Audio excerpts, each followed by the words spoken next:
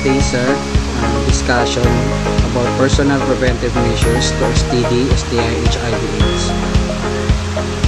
Here are some ways to prevent STI, HIV, and AIDS.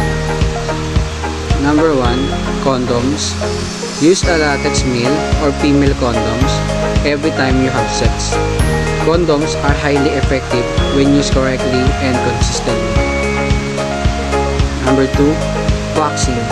Vaccines are available for some STIs including hepatitis B and HPV. Doxy PFP. Take 200 mg or milligrams of doxycycline within 72 hours after condomless sex.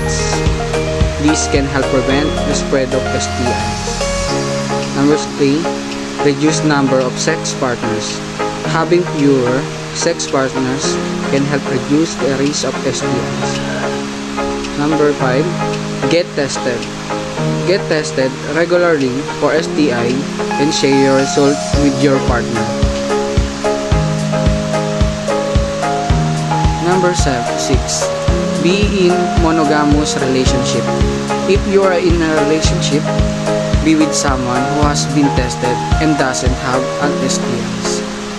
Number 8, avoid drugs and alcohol. Don't drink alcohol or use drugs before or during sex. Number 9, counseling. Get counseling and information about STI and HIV. Number 10, comprehensive sexuality education. Learn about safer sex and risk reduction. If you have HIV, you can take HIV medicine daily to prevent it from advancing to AIDS and to reduce the risk of transmission. Prevention. HIV is preventable disease. Reduce the risk of HIV infection. Using a male or female condom during sex. Being tested for HIV and sexually transmitted infections. Having a voluntary medical male circumcision.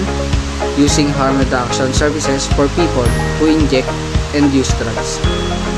Doctors may suggest medicine and medical devices to help prevent HIV infection, including antiretroviral drugs or ARV, including oral pre-exposure, prophylaxis, PrEP, and long-acting products.